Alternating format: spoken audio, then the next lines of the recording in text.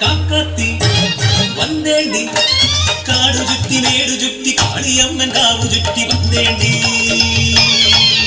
നാം വന്നേണ്ടി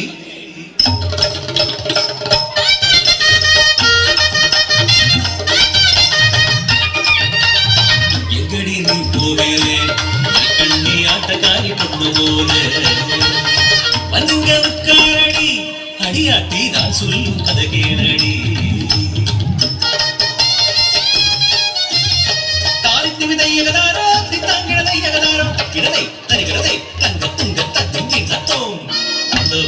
പേരും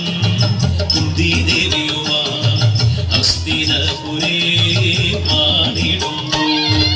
നീചബുദ്ധിയാം ദുര്യോധനൻ അവരെ കൊല്ലുവാൻ നിശ്ചയിച്ചു എന്റെ കുലവീരൻ ഭാരതമലയൻ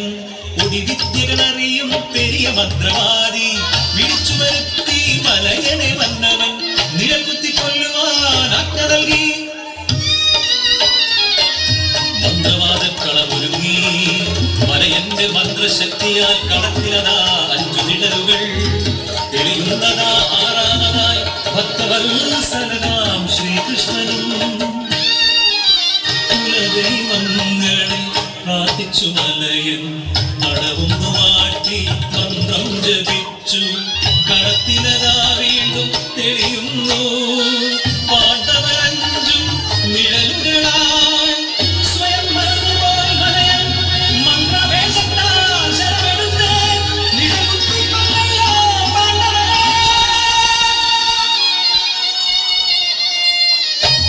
കഥ തീരും മുമ്പേ കരയാരടി കണ്ണേ ഇനി சொல்லும் കഥ കൂടി കേളുങ്കടി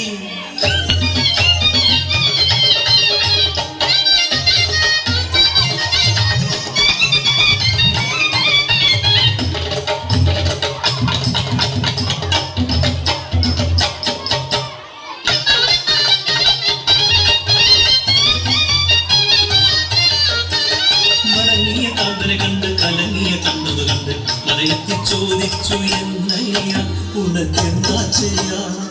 കരഞ്ഞു പറഞ്ഞു മലയൻ ഭാവി ഞാൻ കുന്തി പുത്രരെ നിഴൽ കുത്തിയെന്ന് രണ്ടടി ഞെട്ടി ചാടിത്തിരിഞ്ഞവൾ കണ്ണുകളുള്ള നിനാളങ്ങളായി പാതയേറ്റപ്പോൾ കടന്നു പിടിച്ചവൾ ഓമനപുത്രരാ മണികണ്ഠനെ വലം കാഴ്ച വെട്ടിപ്പിടിച്ചു ഇടങ്കാലെടുകെ വലിച്ചു കീറി ഓവിഷ്ടയായവൾ അലറി മലയ അറിയണം നീയും പുത്രശോകം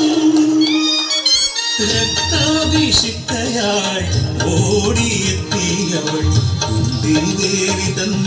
സന്നിധിയിൽ പഞ്ചപാണ്ഡവർ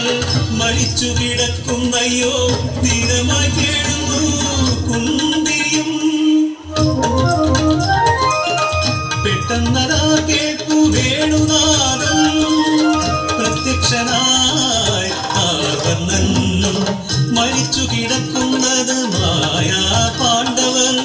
ധർമ്മത്തിലെന്നും ഞാൻ തുണയുണ്ട് ഭാരതമലയൻ ചെയ്തിടൊരു തെറ്റും മരിച്ചതിൽ പുത്രനും ജീവിക്കും